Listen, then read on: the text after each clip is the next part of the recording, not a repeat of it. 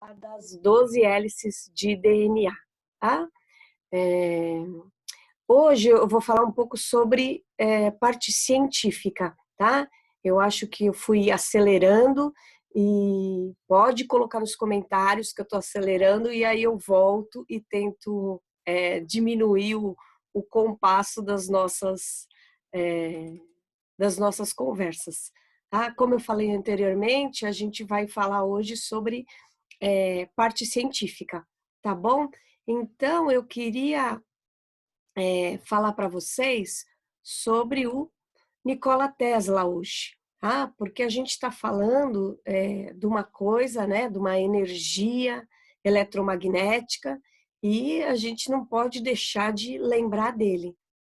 Então, ele foi um engenheiro elétrico, físico, inventor, tá? E dentre as grandes descobertas dele e as ideias dele é que não precisava você ter fios e cabos para passar energia elétrica, né? Para passar a energia eletromagnética. Então, na época foi muito contestado, né? Na época de 1900 e tudo mais, como que, não, que você ia passar energia sem ter cabos. E aí ele foi estudando, foi medindo quanto que os raios tinham de diâmetro, enfim, os cálculos matemáticos que eram possíveis para que ele pudesse mensurar os raios, né? A fascinação dele era por tempestades de raios. E aí ele descobriu um monte de coisa que eu já vou falar a seguir. Mas dentre as frases dele, duas eu queria que vocês prestassem atenção, que é muito legal. Né? Se você quiser descobrir os segredos do universo, pense em termos de energia, frequência e vibração. Até hoje, os físicos estudam as partículas, né? Estudam a energia eletromagnética. E a energia eletromagnética, vocês têm que, como cientistas, né? Ou você estuda ela como partícula, ou você estuda ela como onda. Quando você estuda ela como onda, você marca o início, o começo da onda, o pico da onda e quando ela vai começar uma outra onda. Então, ela faz uma montanha. Então, você vai medir a linha horizontal, o início da montanha e o final da montanha. E nessa mensuração, vocês vão ter um cálculo que é feito até hoje e tudo mais, tá? Então, os físicos continuam estudando isso até hoje. Outra ideia que também foi muito legal de Tesla é que a compreensão mútua seria enormemente facilitada pelo uso de uma língua universal, que é o Esperanto. Diversos linguistas tentaram implantar isso, porque é uma língua mais simples, um vocabulário simples, onde todas as nações poderiam conversar e se entender sem complicar as coisas. Então, às vezes a gente tem um médico, um advogado, né, que fala em termos muito complexos, que você mesmo sendo sua língua nativa o português, ele falando em português, você não consegue compreendê-lo. E o Esperanto seria uma língua para conversar entre estrangeiros, né? Então, diversos povos conversariam em estrangeiros, mas isso até hoje não conseguiram implantar no mundo. Né? Essa era a ideia dele lá em 1900. Outras curiosidades do Tesla é que ele já falava em recursos naturais, controle de recursos naturais em 1900, tá? Para vocês verem o quanto ele era, o quanto a visão dele estava à frente do tempo. Tá? Junto com estas descobertas da corrente alternada, né? E de passar energia sem fios, lá em 1901 ele já pensava na internet, não tinha este nome, mas ele já pensava nisso. Ele é conhecido mundialmente pela bobina de Tesla, né? Então, esse foi o que acabou gerando o prêmio Nobel, né? Um prêmio Nobel que foi contestado, enfim, mas foi ele o grande criador da bobina de Tesla, tá? Também dentro da medicina, principalmente da ortopedia, a gente tem as imagens de raio-x, né? E foi ele que criou a imagem de raio-x. Isso são só curiosidades para a gente chegar no principal assunto de hoje. O principal assunto de hoje são as ondas eletromagnéticas que eu queria que vocês entendessem um pouquinho. A gente tem diversos tipos de onda, tá? As ondas, elas têm frequência e têm comprimento de onda. Então, quantas ondas passam e com que intensidade elas passam. Tá? Então, eu estou falando de neutrino e eu não conversei com vocês nem o que é onda. Então, hoje eu vou colocar esse slide aqui para vocês entenderem de uma forma muito simples o que é onda eletromagnética. Tá? Aí a gente volta aqui, ó, e aqui tem as emissões das ondas. Tá? Então, uma onda de rádio, que é uma onda baixa, mas ela é comprida, percebe no desenho que ela é bem comprida. Quando vieram os micro-ondas, que foram questionados de diversas formas, se eles eram prejudiciais à saúde, se eles causavam câncer, que isso não era legal para se ter em casa, que só em ambientes controlados e tudo mais, né? Ontem eu estava lendo um trabalho de doutorado de uma pessoa que está pesquisando as ondas eletromagnéticas em quem tem próteses, né? Prótese de titânio, platina, o quanto estas ondas afetam as pessoas. É um primeiro trabalho de doutorado, ainda precisa ser muito pesquisado, mas que afeta sim. Essa pessoa que tem uma placa magnética nela, a quantidade de absorção de energia dela é diferente de uma pessoa comum. Por isso, gente, que assim, você só faz uma cirurgia como última opção. Tá? Não tenham a cirurgia, né, que nem hoje está muito difundido cirurgia plástica, né, não tenham isso como primeira opção. Né? Então, usa um creme, faz ginástica, faz outras atividades antes de se pensar em cortar, em abrir o corpo da gente. O corpo é perfeito, ele procura caminhos para consertar.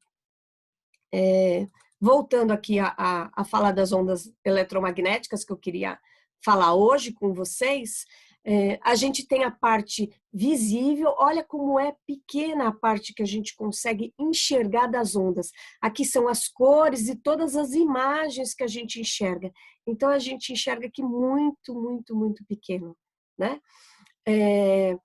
As ondas ultravioletas, que hoje já existe diversos tipos de equipamento, inclusive toda aquela parte de material estéreo que vai para centro cirúrgico e outras utilidades, são esterilizados através da energia ultravioleta. Existem outras técnicas, mas uma das técnicas de esterilizar é você deixa a embalagem pronta, né? Então, passei aqui direto. Caramba, desculpa.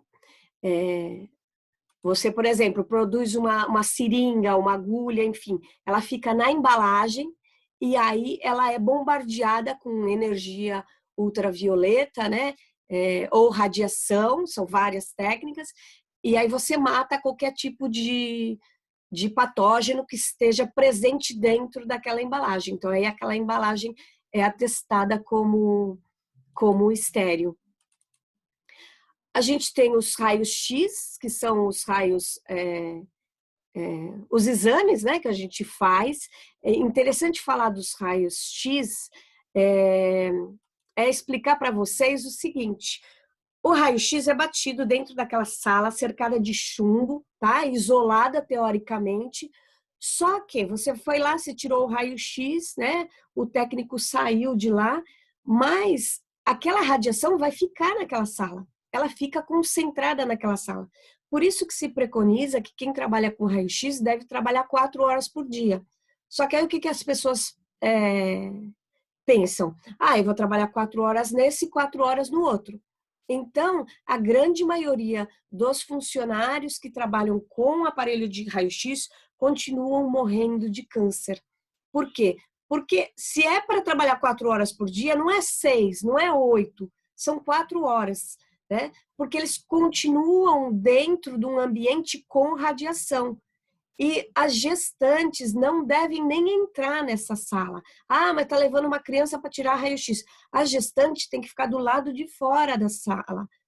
Porque até hoje se pesquisa quais são os efeitos dessa radiação no feto. Sabem que tem efeito, só não sabem ainda quais os tipos de efeito, né?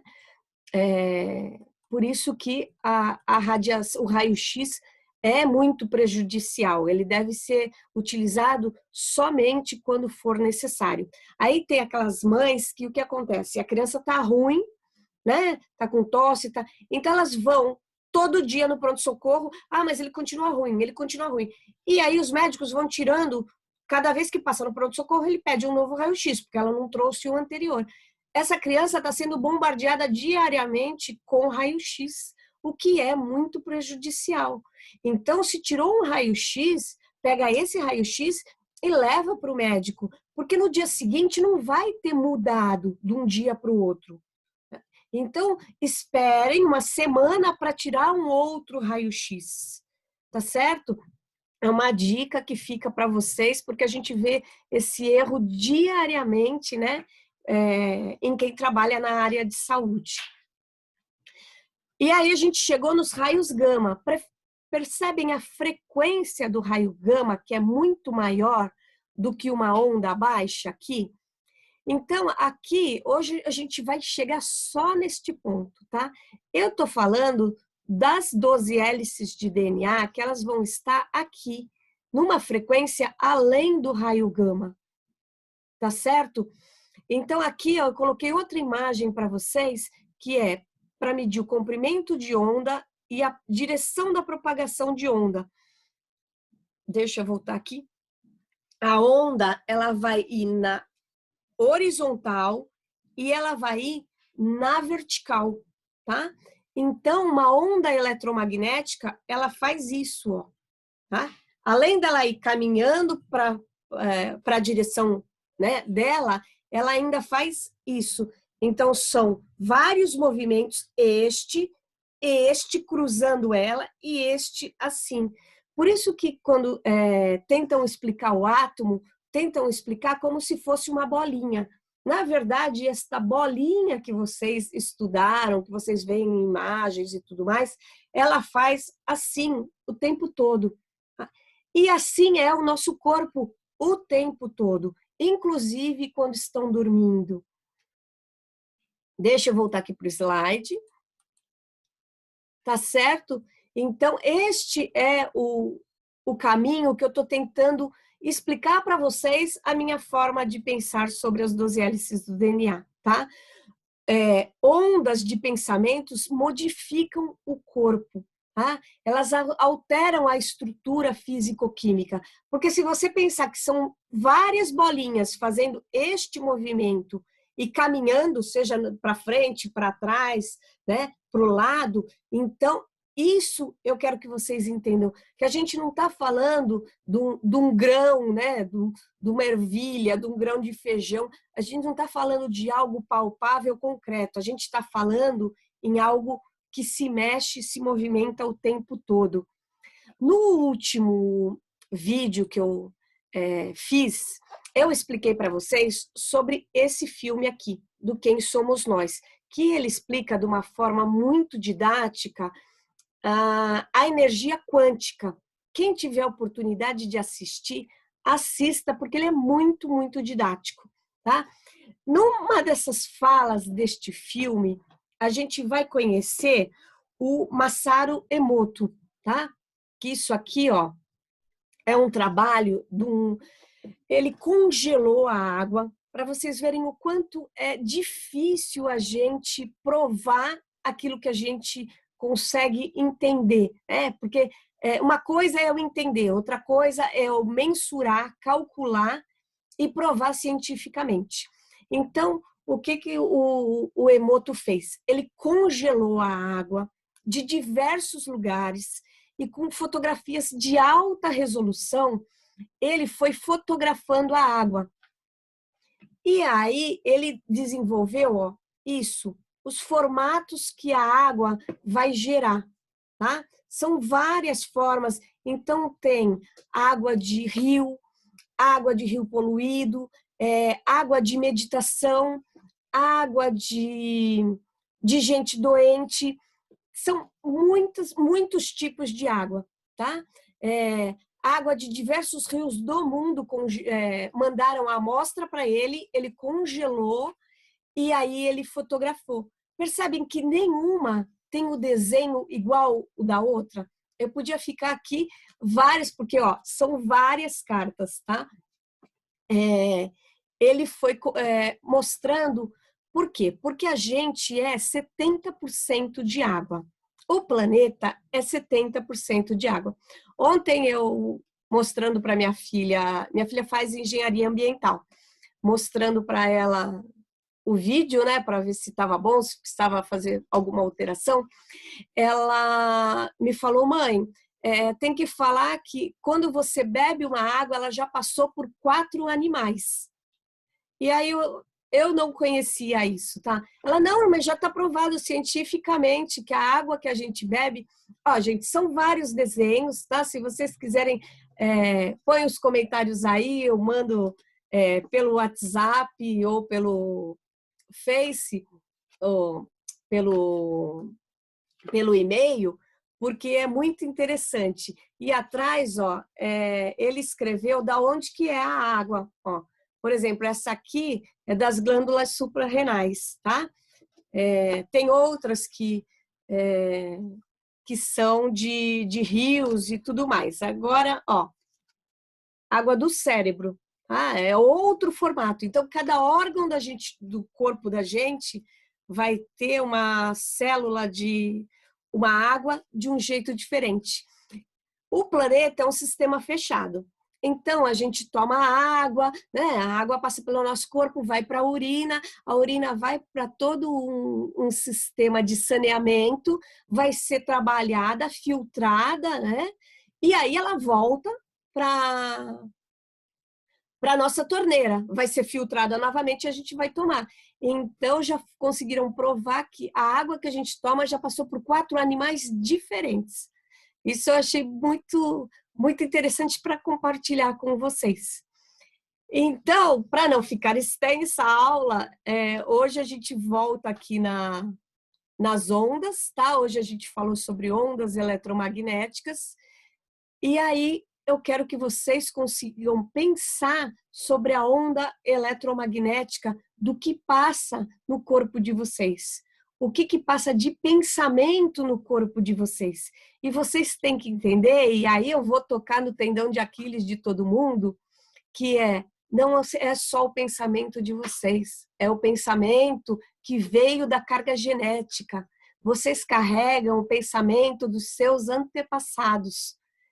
E isso precisa ser trabalhado. O que eu quero? Continuar carregando comigo e o que eu quero que fique para trás. Ótimo, foi muito bom até agora eu carregar esse pensamento, mas daqui para frente eu quero pensar diferente, tá?